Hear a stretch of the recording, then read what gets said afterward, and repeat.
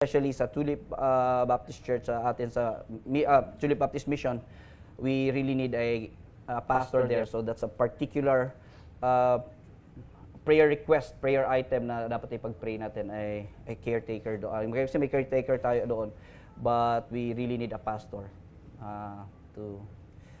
for that church. All right? Okay. May I request everyone to open their Bibles in the epistle or the Gospel of John, the 8th chapter in the Gospel of John, and I would like everyone to stand up in reverence to the Word of God. Verses 31 to 36. Let's read this together. Verses 31 to 36. Reading now.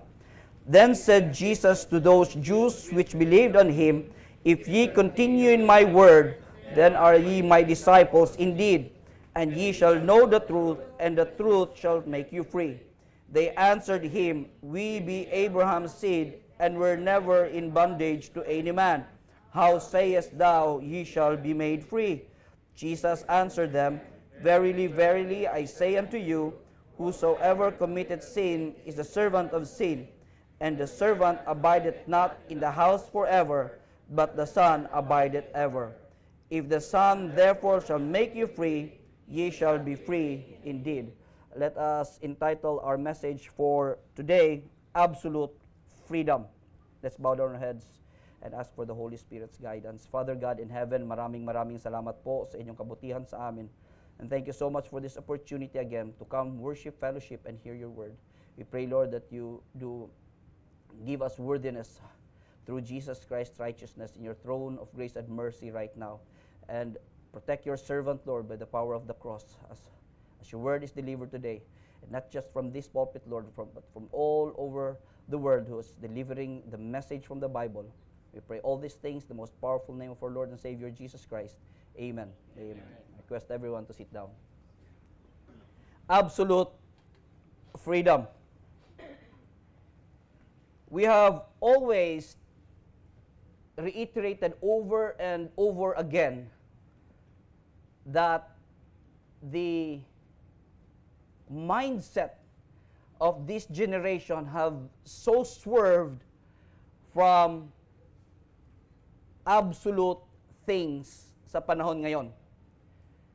Postmodernism or relativism is so ingrained not just doon sa society or on daily conversation, but has instituted itself kahit sa ating legal, academic, and religious framework. It has totally swerved. The absoluteness of things have totally swerved. Today, we're going to talk about absolute freedom. Paano natin masasabi na pag sinabi nating we are free, we are truly free? We are told that freedom means doing whatever we want, whenever we want, without constraints or consequences. Yan yung freedom. Tama? Pag sinabi mong malaya, kaya mong gawin kung ano, kung kailan mo gustong gawin, without any hadlang o kaparusahan. Free ka. Yan yung sinasabi natin. Talagang malayang-malaya ako. But this illusion is a delusion. Because this kind of freedom isn't freedom. And we're going to talk about it. It's slavery disguised as liberty. Liberty and freedom are two different virtues or conditions. They're not the same. Freedom to do whatever you want without any constraints or consequences is freedom disguised as liberty. Now, consider sa isang alcoholic, isang lasinggero. He has freedom to do anything, right? Wala namang mali dito. Meron kang constraint dito. Sa atin, sabi nga ni Corina Sanchez, iba daw ang Pilipino. Pag masaya, nagiinuman. Inom tayo, masaya eh. Inom tayo. Pag malungkot naman, nagiinuman, nalungkot tayo, inuman tayo. Pag may problema, inuman. Pag walang problema, inuman ulit. We have that freedom. It doesn't matter what emotional state we have that freedom. But once you are intoxicated, do you really have that freedom? Wala na. Sino dito ang nakaranas na nalasing? Huwag na kayo mahiya. Na lang tayo, real talk. May freedom ka ba? Wala, di ba? You are constrained to a seat because you can't move anywhere. You are constrained to an emotion which you don't even understand.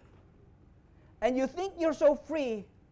And then, sa kalaunan, napapansin mo, parang walang kakwenta-kwenta yung buhay mo. Meron kang kaibigan, dormmate, naglalasing sila. They're a fraternity. Kappa Phi Sigma, Kappa Pi Pi, Kappa Pipi.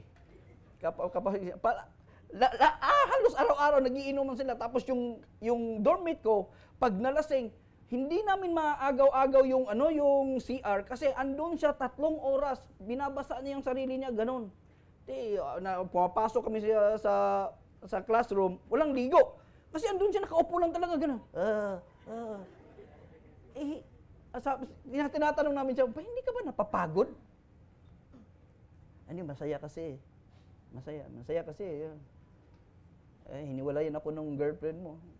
Ako, hiwalayin ka talaga kita kung araw-araw ka man. Different ang freedom sa liberty.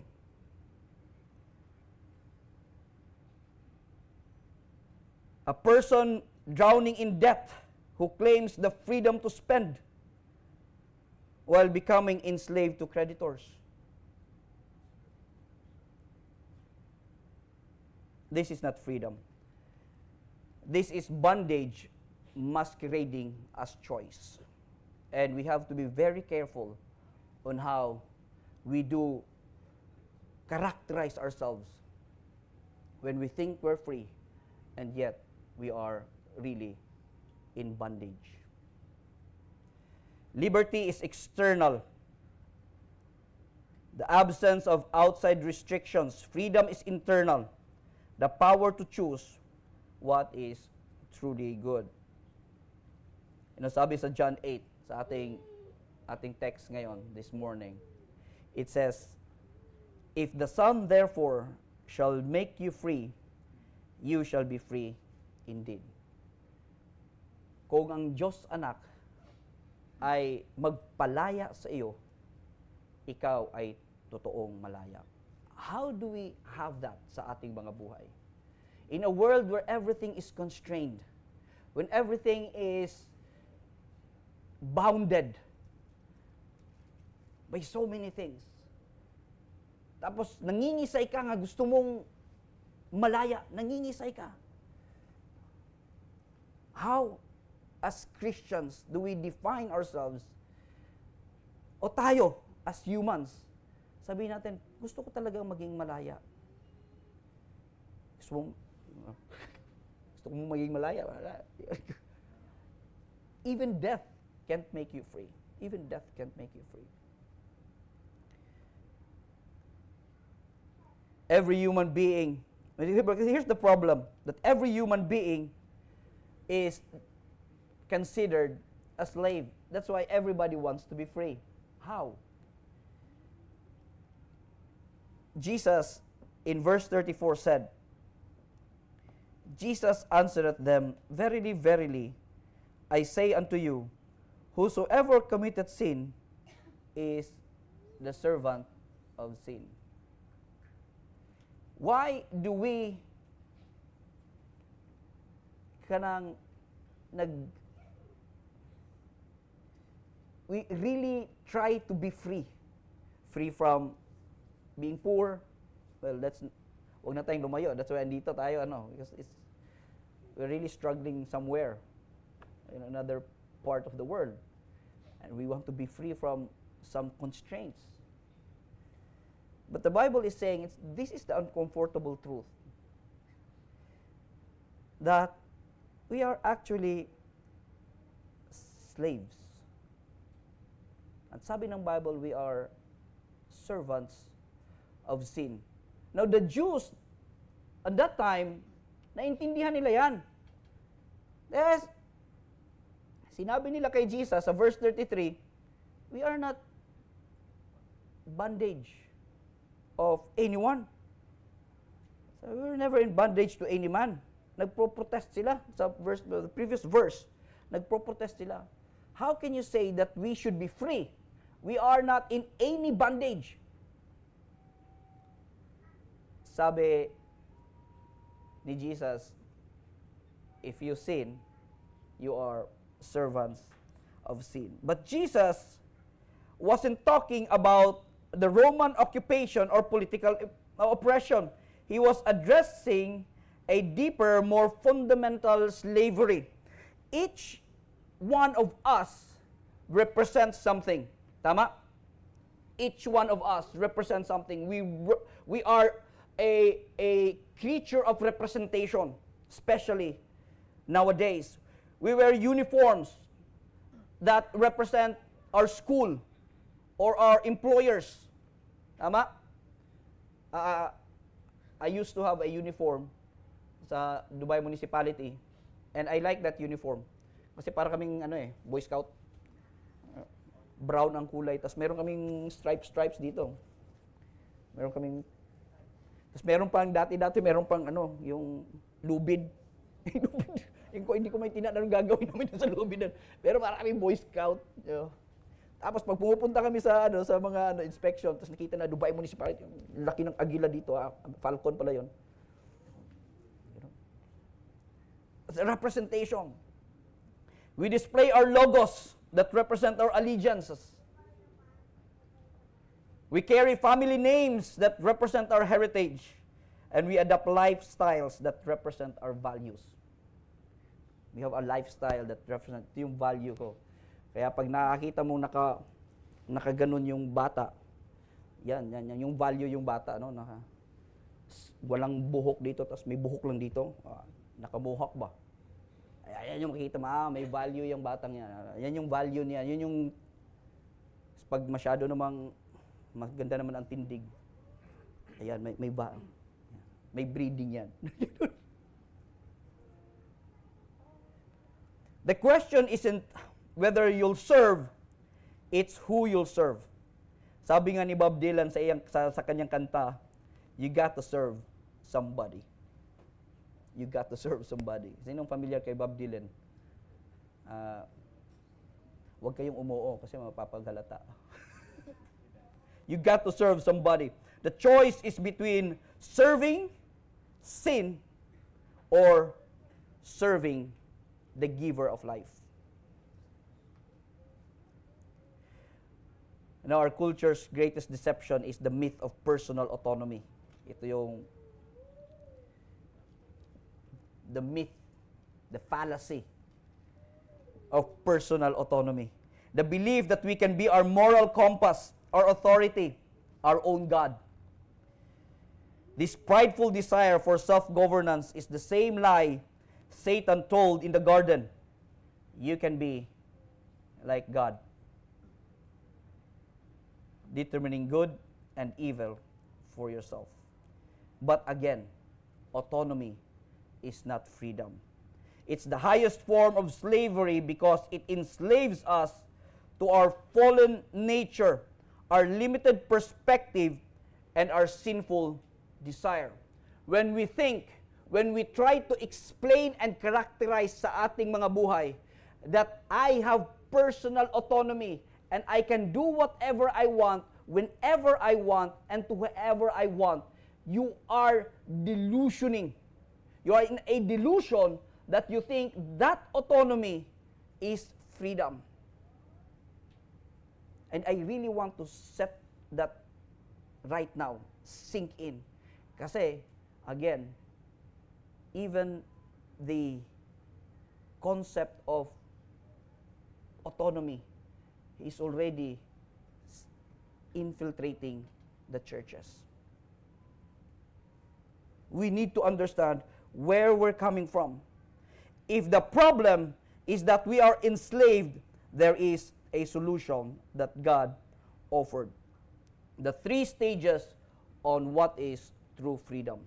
Absolute freedom. And we go to the text of Matthew chapter 16, verses 24 to 26. There's a progressive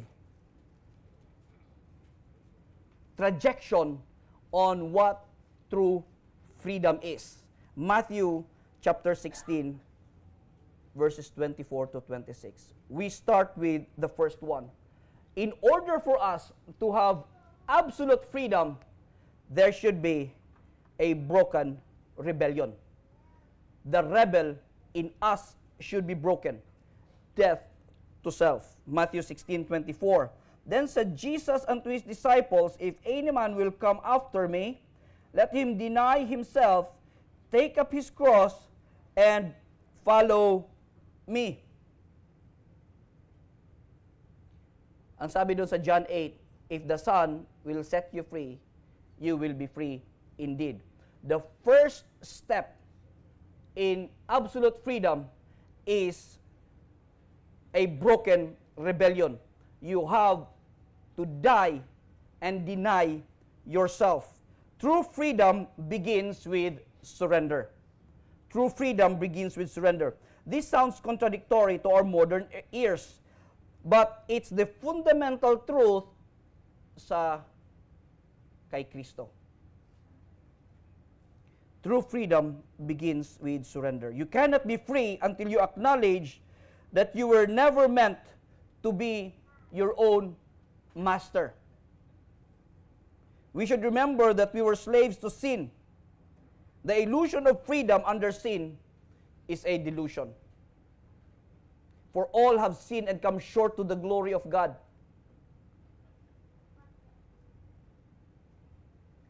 Pag sinabi natin hindi tayo nagkasala, yan yung una mong kasalanan. Kasi nagsinungaling ka na. Pero hindi naman ako makasalanan, Brad. And then now, you have made one point there.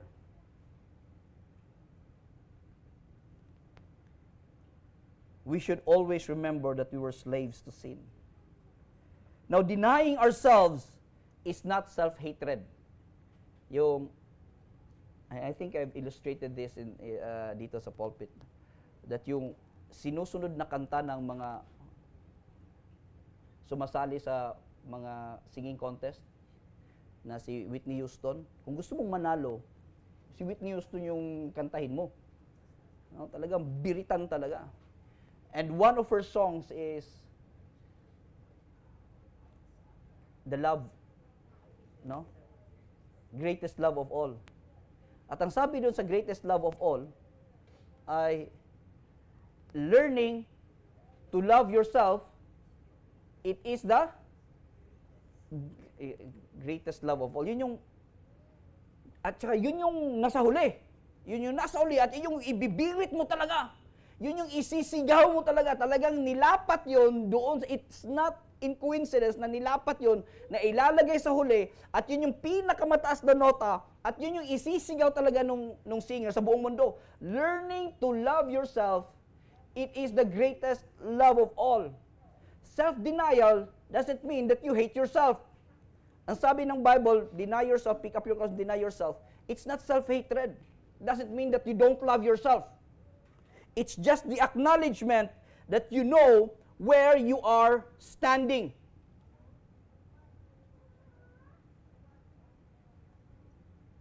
It's the recognition that our natural inclinations, left unchecked, will lead to destruction. Proverbs 14:12. There is a way that seemeth right unto a man, but the end thereof are the ways of death, or its destruction.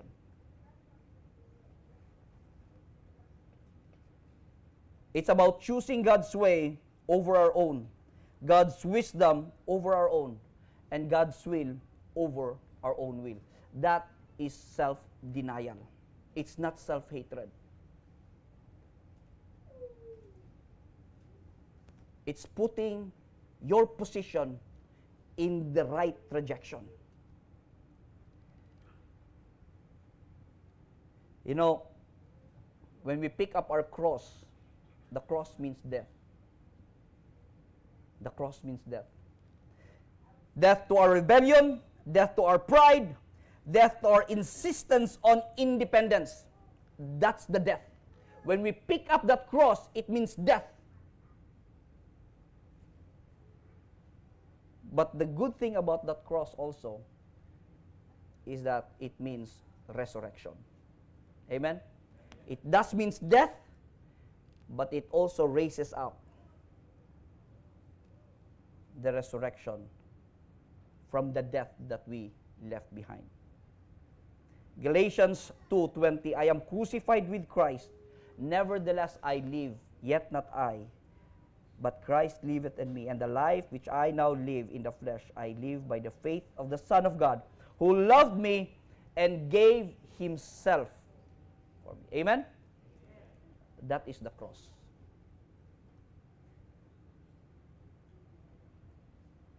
The rebellion is broken. The next one, verse 25, the disciple trained, learning through order. In order for us to have absolute freedom, a disciple should be trained. For whosoever will save his life shall lose it, and whosoever will lose his life for my sake shall find it. In finding that life, it needs a disciplined character. Freedom requires structure. We need to understand that. Freedom requires structure. This seems paradoxical, but consider this. Halimbawa, I like the guitar.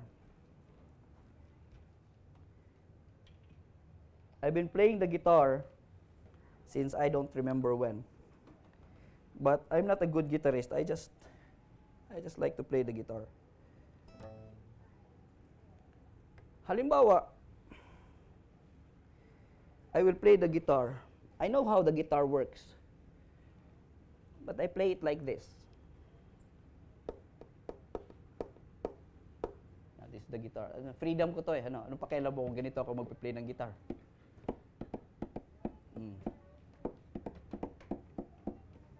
Okay naman ano? I mean, magpa-piano si Atero si tapos magaganon ako. Nakaka-contribute pa din naman ako Ayan. But am I doing what is purposed? I have the freedom, but am I doing what's supposed to do? In order for me to really play the guitar, I need to discipline myself. Make sure that I understand kung paano talaga yung guitar gamitin. Pwede kong gamitin guitar. Pwede naman Maganda naman siya pakinggan. Kasi ginagamit ko na siya ng sarap pakinggan Kung meron kayong request, isulat yun lang yan. But what if I trained further?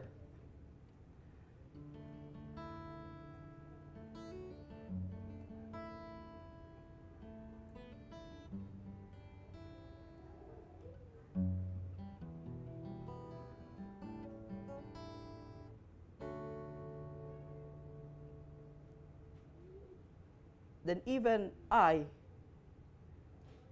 will appreciate what the guitar is for.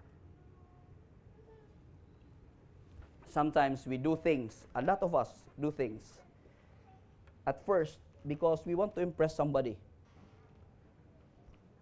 We do things because it's not really for us, it's for the world to know. But when we truly appreciate what we are here, because we have positioned us and trained ourselves, even us, we will appreciate who we are. Amen?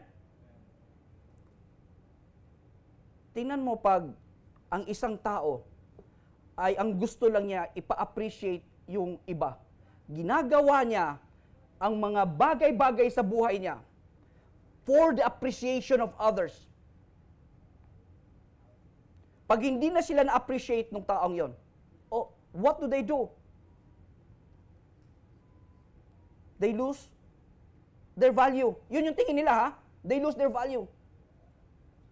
Because they are trying to impress others instead of understanding, disciplining themselves to truly understand who they are. Understand this. We are created in the image of God. Imago Dei. That's who we are. If we don't appreciate that, and we only rely on the appreciation from outside, and we don't internalize that, that's where we lose our value. Kaya maraming nawawala. Nawawala ang landas. Because they don't have that training. They don't have that discipline. Why? Because they go here, there, and everywhere.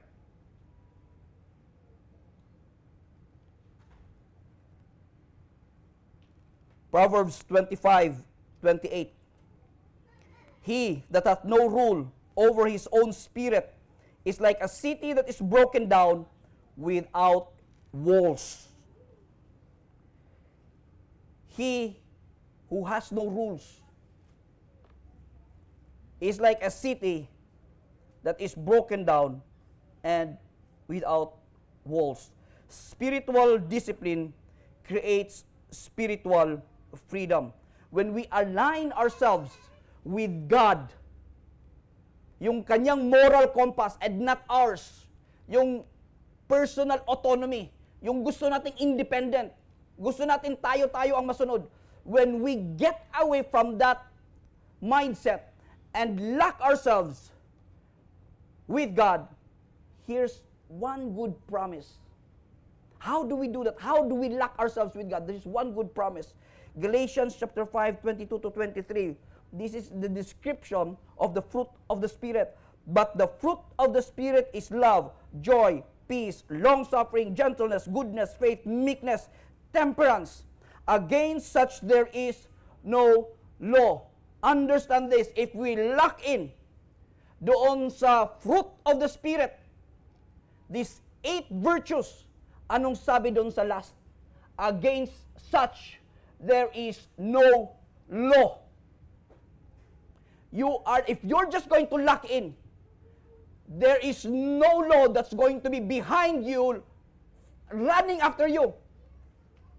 Amen? There are lots of laws. We are all bounded by laws. But if we lock into that fruit of the Spirit, there is no law if we do such things. Amen? Kasarap. You want absolute freedom? You need to have discipline doon sa fruit of the Spirit, which is love, joy, peace, long-suffering, gentleness, goodness, faith, meekness, and temperance. Those 8 virtues. Discipline ourselves with those 8 virtues. Mga kapatid, kaibigan, that is absolute freedom. May nagbabawal ba kung sobra-sobra kitang mahalin? Wala naman ano. Huwag naman sobra kasi lahat ng sobra daw, hindi naman daw maganda. Pero walang nagpapabawal sa iyo na sobra kasi kitang mahal eh. Naks.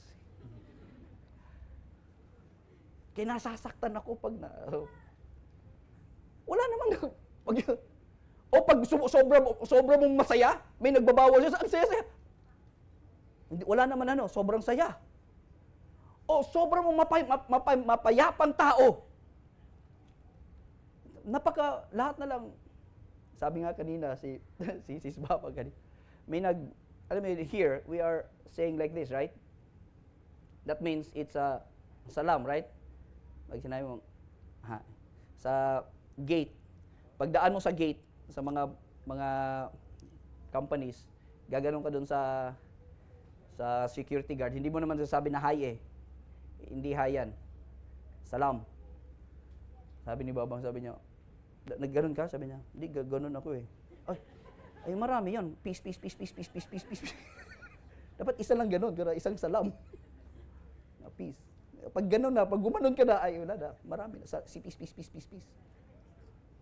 May nagbabawal ba sa atin kung masyado tayong ganon? Wala, di ba? Pag mahinahon yung, pag mababa yung temperament mo, may nagbabawal pa. Wala.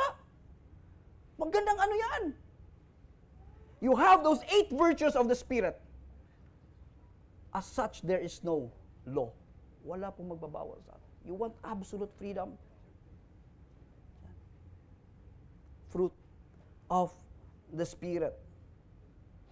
When we walk in the Spirit, we transcend law-keeping because we're living from a transformed heart.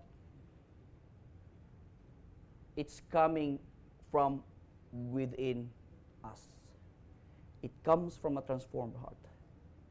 The rebel broken, the disciple trained, and lastly, a servant deployed. We are living in true authority. Living in true authority. Matthew 16:26.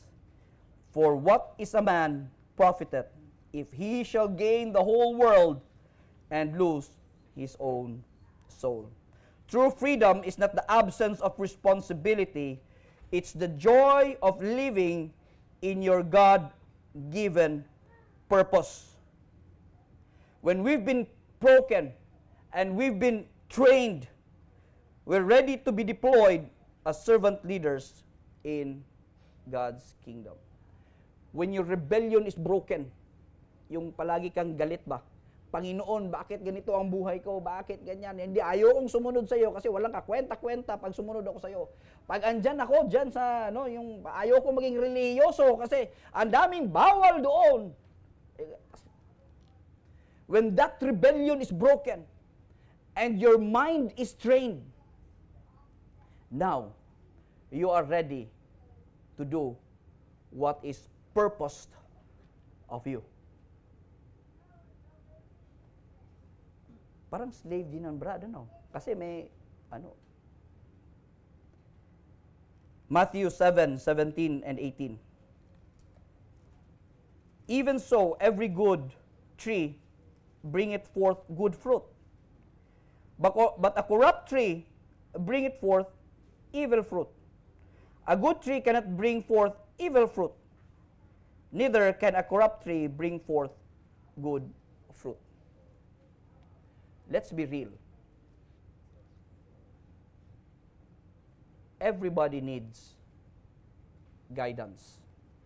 No matter how we say na hindi natin kailangan, ayokong pagsabihan, dumadating yung panahon sa punto ng buhay natin, especially when you were growing up. Ayaw mo mapagsabihan, pag napagsabihan ka, nagtatampo ka kaagad, pag sinasabihan ka na, anak, wag mong gawin yan.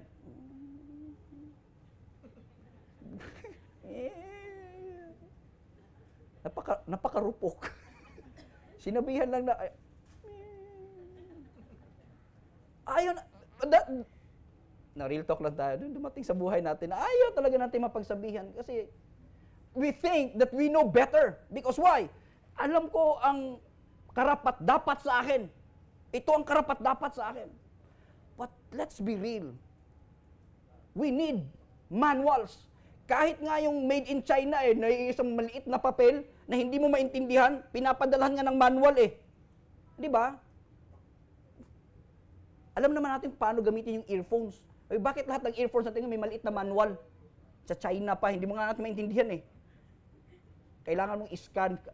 Talaga matalino na sila ngayon. Kailangan mo na QR code na lang para doon mo i-translate yung...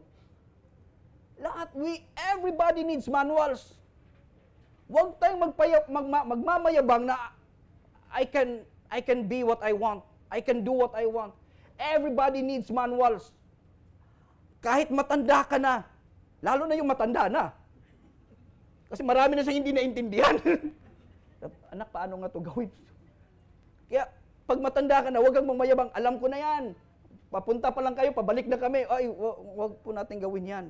Mas marami tayong napagdaanan pagbalik natin na hindi na natin naintindihan. Kaya huwag tayong magmayabang na, ang dami ko nang alam, hindi ko na kailangan yan. Pagbalik natin, kaibigan, dami ng mga manuals na, wala, iba na mga signages. Iba na. Everybody needs guidance. You want absolute freedom. You got to follow the right path. Kasi, kung hindi ka andoon sa tamang daan, andun ka pa rin sa dati, iba na po yung signage doon. It's hard to walk in the path when the signages are not clear. Mahirap po, as you go along, gagawa ka ng sarili mong paraan. This is my law, gawin ko to ngayon. Hindi pala pwede ito na naman. Again, we always say this. Experience is not the best teacher. It's instruction. Yan yung sabi ng Bible. Instruction is the best teacher. Kasi sinulat na lahat eh. Hindi na natin kailangan experience. Hindi natin kailangan makulong para sabihin natin bawal pala ang droga. Ay, bawal pala ang droga. Bakit? Nakulong ako eh. Hindi mo kailangan makulong. Sinabihan ka na bawal ang droga.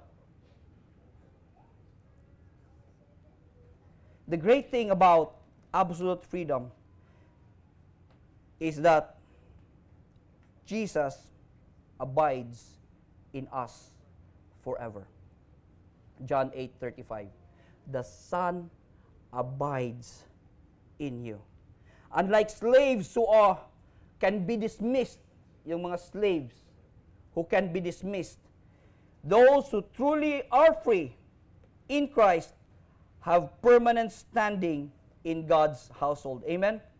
Those who are really free have permanent standing in God's household. May rights po sila. Meron silang karapatan.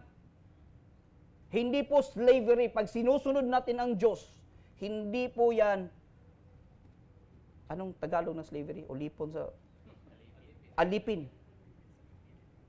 Ulipon sa Bisaya. Ulipon. Hindi yan pag-aalipin. We're not temporary employees.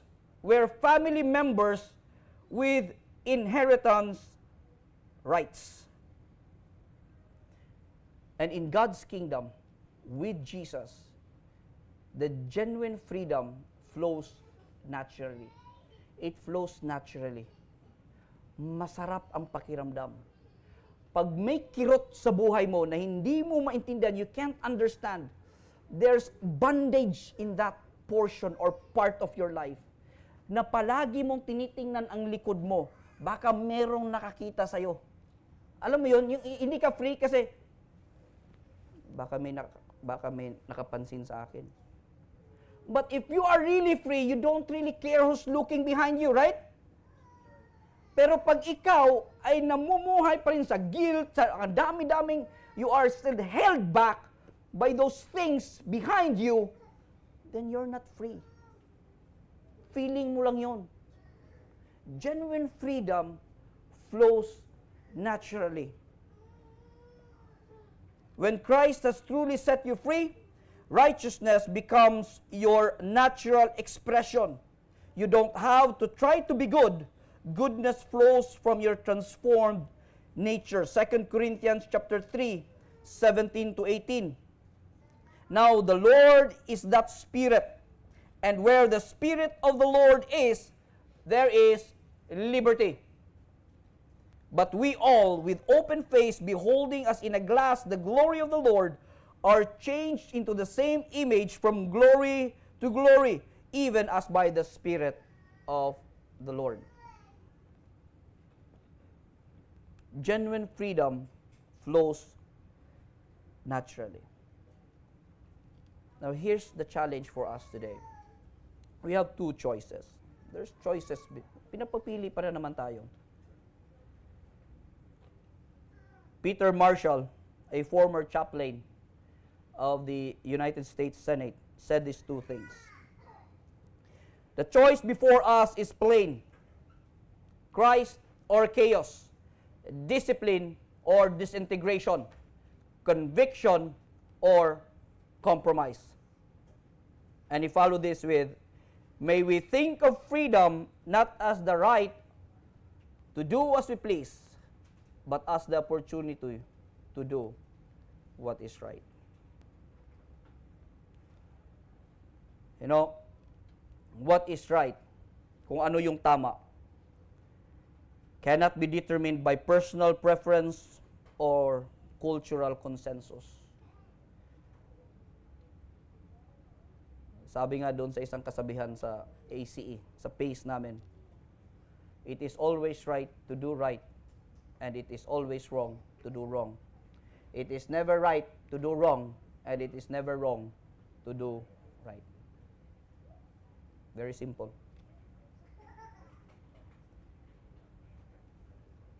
It's not, what is right is not our personal preference. Pag sinampal ko ikaw, kasi feeling ko tama ako, ay parang may mali doon, ano? I remember when my brothers were young, Brother Jaire and my other brother, they were 8 years disparity.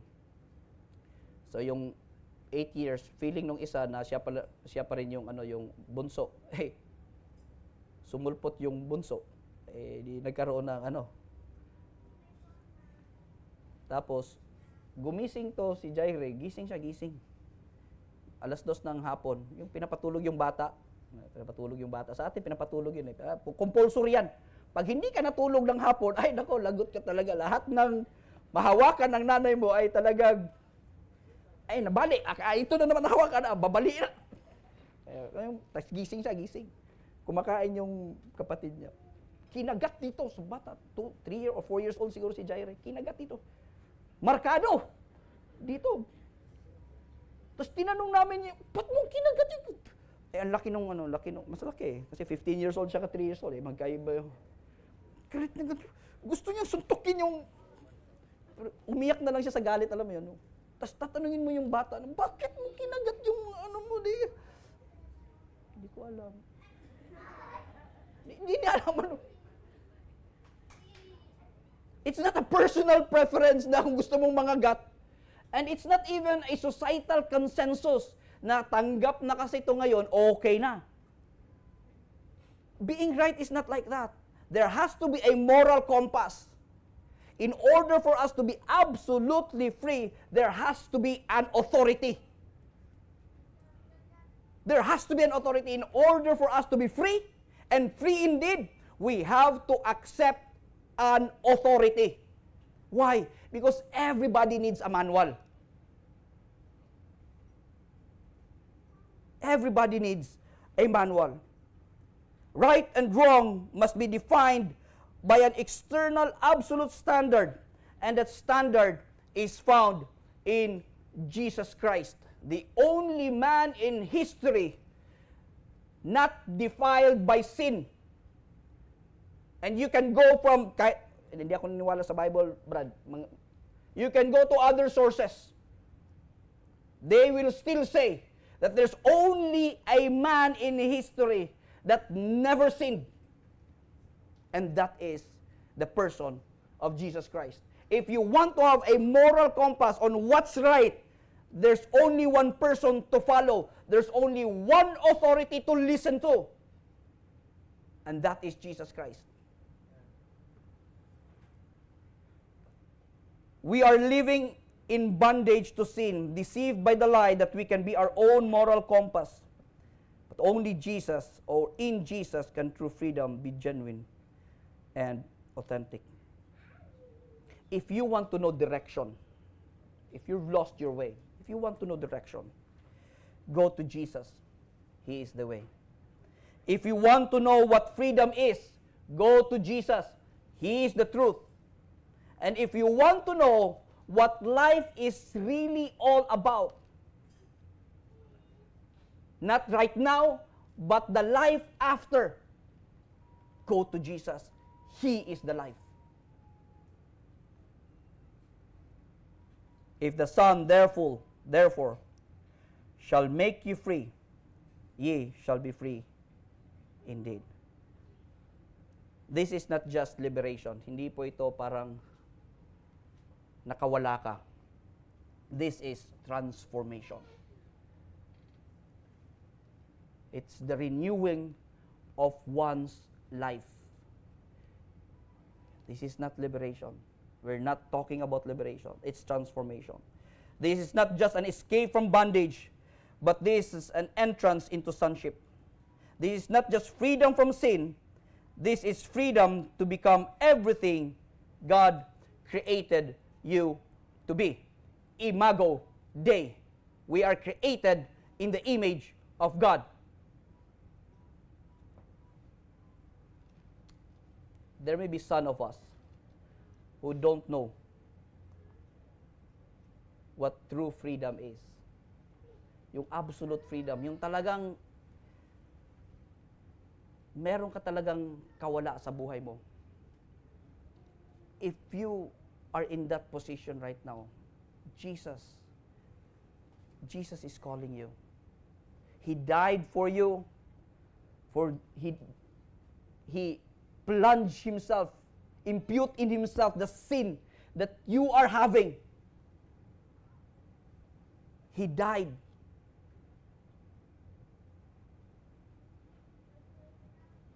Wala na sana siyang, he can be the God that he should be. Just wait for us to be judged. But he didn't do that. He came down, died, and then he rose again to make sure that you will have life. You will have that freedom even from the bondage of death. Yung position o yung condition ng buhay natin na takot tayo. Takot na takot tayong mamatay. Ay, palayo lang. No, sa Bisaya ba nang palayo. Simbak ko. You talk about death? Everybody will say simbak ko. You know?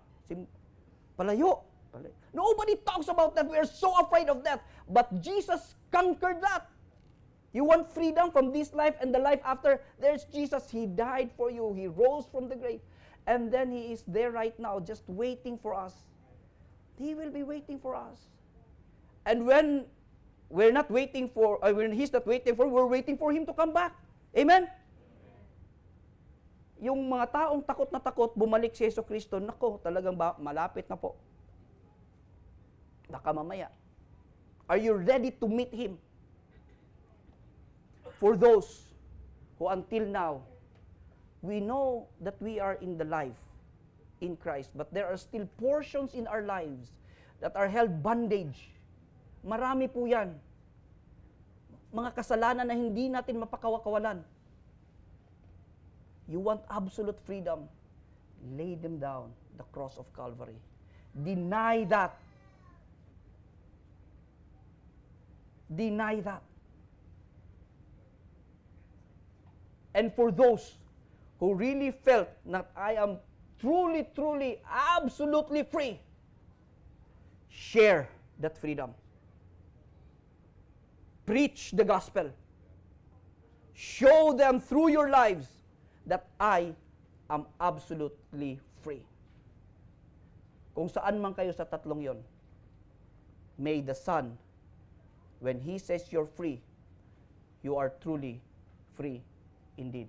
Let's bow down our heads. Father God in heaven, there are so many things, Panginoon, sa buhay namin that has constrained us. So many things. We pray that the freedom that we so desire, Panginoon, from all bondages, may it be from emotions, may it be from finances, may it be from struggles, relationships, or whatever, may we truly experience, Lord, The absolute freedom in you. To you be all the praises, glory, and honor. Nothing belongs to us. Everything belongs to you. Pray all these things in Jesus' name. Amen and amen.